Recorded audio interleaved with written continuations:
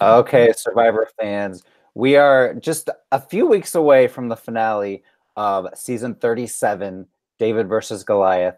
So we thought we would have a little, a little tribal council of our own. I'm here with Susan and Matt, and I'm Marcus, and we're just going to talk about the season so far and who we think could actually win this thing.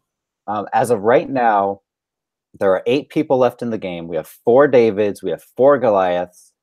Who wants to go first? Matt, I'll just come to you. What did you think of the big 2-hour episode that was just a couple days ago? We got rid of Alec and we got rid of Carl. Well, in some ways, the 2 episodes beforehand were 2 of the most exciting episodes in Survivor history, with the first ever nullifier being played, with I think 3 idols being played, with a vote still being played. The Davids flipping the numbers, able to knock out 2 Goliaths, even being down, and split votes, and all these things happening. So, relatively, you could say these 2 episodes were not at the high, not quite at that level of the 2 before. But boy, this is such an incredible season. These 2 episodes were also incredibly compelling, and if not for the 2 weeks before, would be probably 2 of the most exciting episodes of any other Survivor season. So I thought they were great. And I think what was really interesting was the Davids were able to get the numbers advantage for the first time. I think for the first time in the season, actually get ahead of the Goliaths in numbers, only to then level the scores again, where we really, for the first time since the Elizabeth vote, the wheels really fell off the wagons for the Davids, in a sense. Right. Susan, what did you think? Did they make a mistake by losing the advantage like that? Who, the Goliaths? Well, because the Davids, after they voted out Alec, the Davids had 5-4, and then they voted out Carl, so now it's even 4-4 again. Right. No, it is. It is stupid, but that's what we want. They think they know, and they always overcompensate with trying to, you have to watch out for the people you know and the people you're not part of, and you have to balance that out, because you can't, didn't Gabby say she's worried about being too close to Christian now? So yeah, and they're the closest alliance, so I don't know what's going to happen there. If she doesn't stop crying soon, I'm going to start crying. But I will say my favorite moment was Christian. I think he's fascinating. I don't even know what he's talking about half the time. And the fact, it was like the Passion of the Christ, and that's his name, and that he won this physical challenge and bored Carl to death to make him give up was just fantastic. I'm glad we didn't see the whole, where'd you go? Oh, we lost Marcus. Oh, well, that's all right. Continue, Susan. Continue. Oh, okay. Marcus, I'm sure will join us again. I'm sure he took offense at something I said. Yeah. So, but I think, that Christian, someone who wouldn't be expected to hang in there the longest, would do that, was amazing. And using his verbal command to as a weapon is kind of cool. So that was my favorite moment in the show, I think. So it was worth it to watch him do that. I'm glad, like I said, I'm glad they didn't show all 6.5 hours or whatever they lasted. Alec was so cocky on that perch. He was just like, he thought he had that. So I was he did. Yeah. And he got dizzy. He was seeing things. And Christian was just so great. Yeah.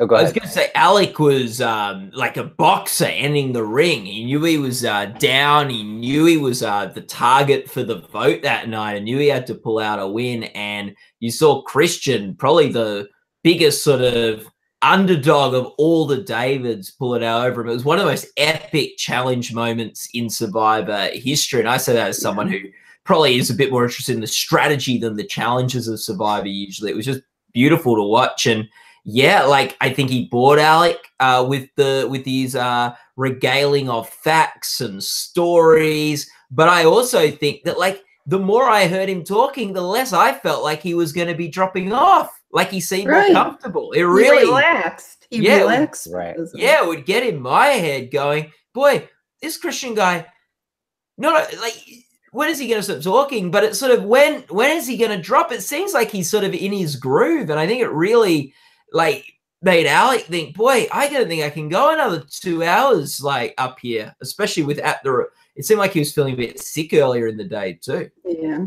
I don't know though if Christian was talking as a strategy or if he was just talking because that's who he is. He had to do something to take his mind off whatever he was feeling.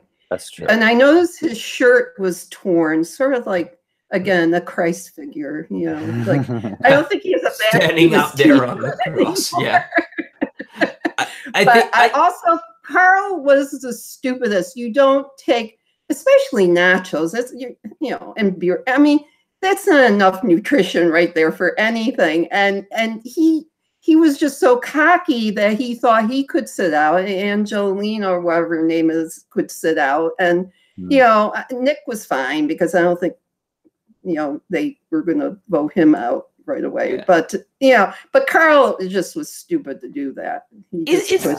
Is Carl winning this challenge though? Like I know Jeff is always like, Carl, this could be $1 million decision. I don't think Carl was winning this. Like I don't think like that's a good point. I don't see Carl but going it's also for optics. You don't not do it. Then you're cocky, and then you get some, you know, they put a X on your back. I asked Carl, I interviewed Carl the day after he was voted out for Gold Derby, and I said, you know, do you regret eating the nachos? I mean, you probably couldn't have lasted on that perch for 6 hours. He's like, there's no way he would have lasted. But again, I think when you give up, that sends a signal that you think you're that's safe. A good point. Yeah. And so even if he fell off, it would have been better.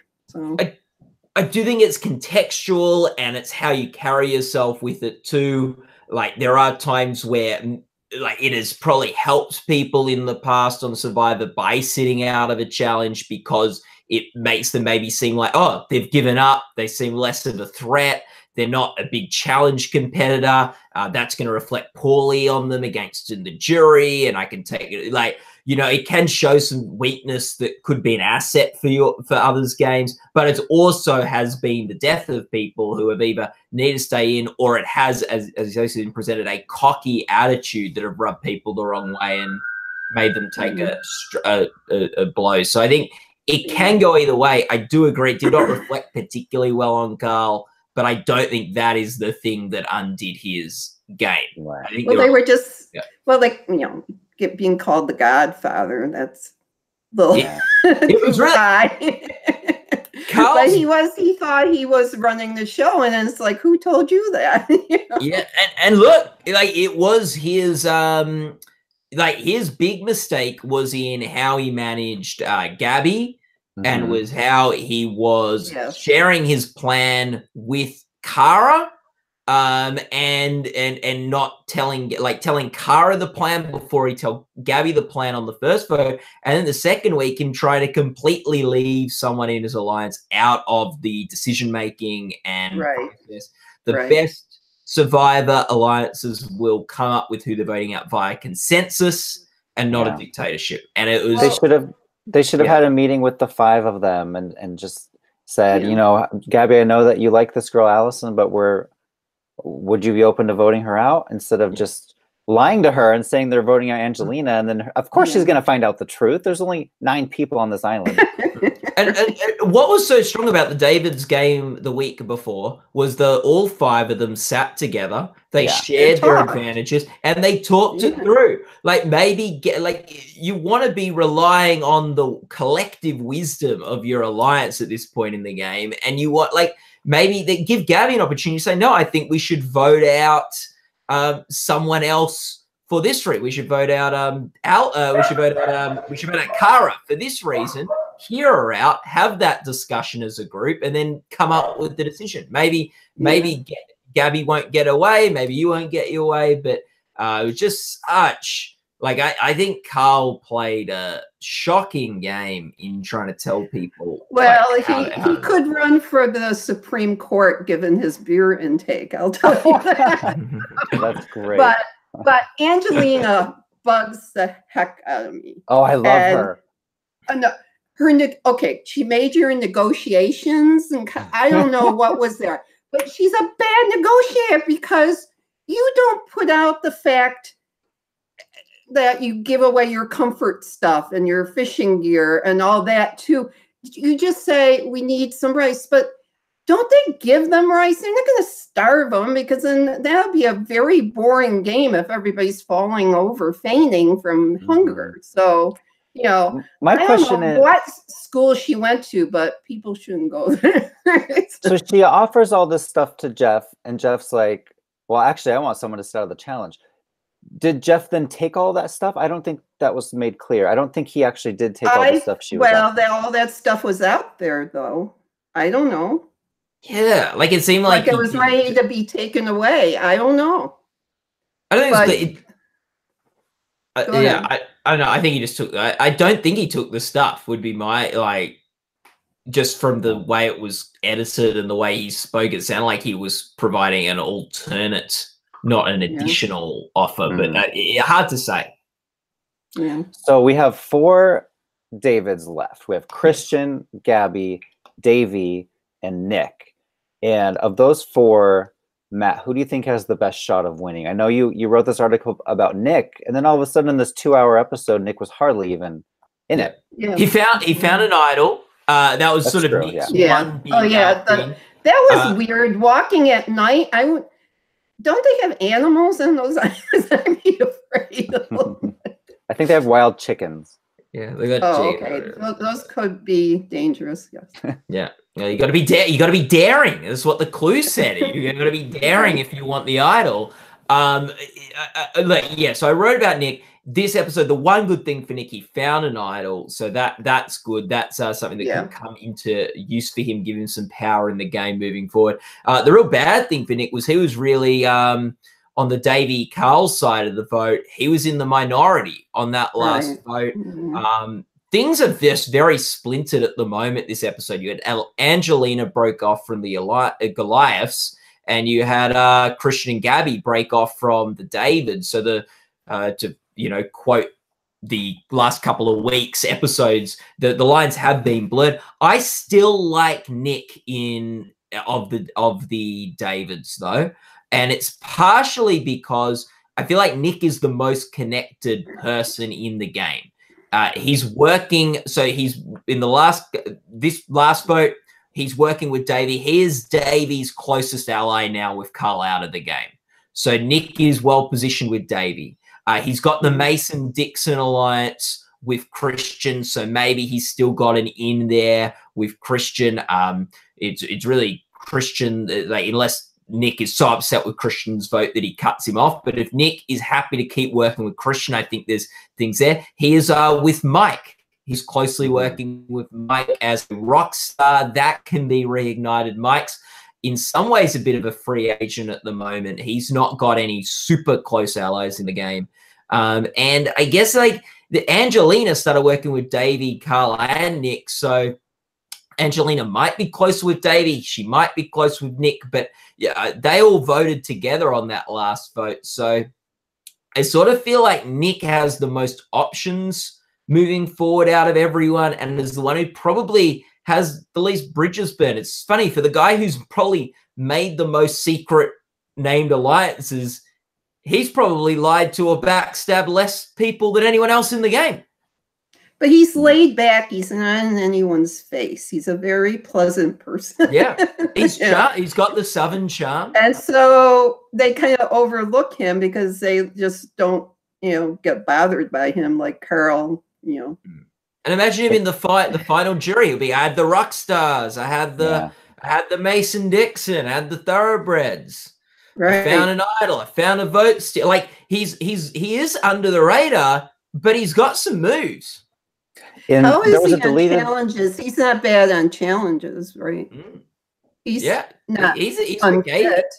Yeah, like. Yeah. In one of the deleted scenes, Nick took credit for the John Hennigan elimination, and he basically said, you know, I'm playing up this dumb Southern angle. I'm really not dumb, but I'm playing that up, and it seems to be working for him. I think if he's in the finals, he's going to get a lot of jury votes. Yes. Yeah, and if he can tell that story like he did in that confessional to the jury, that's going to be a very compelling story. Well, he's probably the only one who hasn't really ticked anyone off, right? Yeah. Yeah, that's true. Which you thought going into the merge, Nick, boy, how's he going to manage this Rockstar alliance, this Mason-Dixon alliance, like all these things, like, and he has. Yeah. He's like the sort of insanity come from other people. Like, well, who you think is going to be out next? Ooh. I don't know. It keeps switching. Kara is annoying too, but Angelina is annoying. But you want to keep her around because she's not going to win anything from anyone. Yeah, so. I guess it depends on if Christian and Gabby break up or not. I mean, the trailer for next week hinted. I know that makes me sad. Yeah, it would be a heartbreaking, more heartbreaking. I know they're just friends on the island, but like heartbreaking in terms of friendship, it'd be heartbreaking to see that happen. It is really interesting, the numbers, and I am finding it very hard to get my head around where the vote will go next week. I almost think next week almost no one is safe. Yeah. Well, because they have to start thinking for themselves, not the groups so much. So of the 4 Goliaths, we have Kara, Angelina, Allison, and Mike. Susan, who do you think has the best shot of winning from that group? Well, I'm prejudiced because I like Mike because I love School of Rock. So I like having him around because he's a good commentator too on everybody's foibles and quirks. So he also had a target. Tracy Fleck is good to me. He had a huge target on his back coming in because he was on The Amazing Race for 2 seasons, and people saw him. And so the fact that he's made it this far, has he ever had a vote? I'm going to look real quick. I don't think anyone's ever even voted against this guy. No one's ever mentioned him, and he's the least like challenge threat of all the Goliaths that are left in the game. So even if which I think is a big question about whether the Davids ever get back together after that last vote completely, but like he could be the last Goliath targeted, and if he gets to the end and has a story, like I almost see like Mike's path to the end, especially with his connection with Nick, could be the clearest. Yeah. He could offer them all roles in his next film. So. Mike's never had a vote. Kara's never had a vote against her. Angelina has. Yeah. And who was the other one? Nick hasn't had a vote. I know he's at Goliath, but the interesting thing is you had Nick and you had Mike, which I think the first episode, they were people that like people on both tribes going, oh, this Mike guy, this Nick guy, very sneaky. We need to try to take them out. And they've gotten to this point in the game. Neither of them have gotten any votes. Yeah. Yeah, that's pretty impressive, especially when you come into the game with this huge target on your back. Yeah. I think he could, if the finale's between Mike and Nick, I don't know who wins at that point. I think it's going to be a really close vote. Yeah, I'd say I'd give Nick the edge in that scenario, but you don't know how those Goliaths will want to vote at the end. And Mike was someone who was Goliath strong. He did not backstab the Goliath, so he could get a lot of Goliath votes on that jury. Yeah.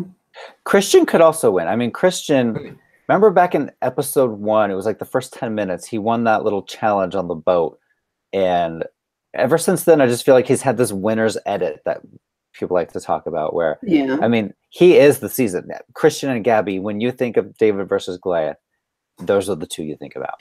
Well, he's the most surprising, like with winning that horrible challenge in the sun and all that. He just hung in there. He found his safe zone by nattering away with whatever he was talking about. There's something about root growth. I don't know. Yeah. I think Christian's got a great chance of winning. Like, we've had so many episodes with people if he got to the end, because so many people have said how likable he is and how he's the biggest threat in the game. If enough people are saying that on the island and on the show, there must be some truth to it. Like, if everyone's saying, boy, Christian's going to win at the end, like, these are the jurors that are all talking. So I think there's like some I think he's very appealing. I think, like, in some ways the players have overrated Christian a little bit the last couple of weeks, where going, well, until Christian makes some big moves and has a really compelling story, could people be overvaluing him? But he's such a likable guy. He's now with Gabby made a move, which we'll, I guess, have to see whether that angers people or not. But yeah, I think Christian, very likable guy. The social component of the game is such a big part of winning Survivor.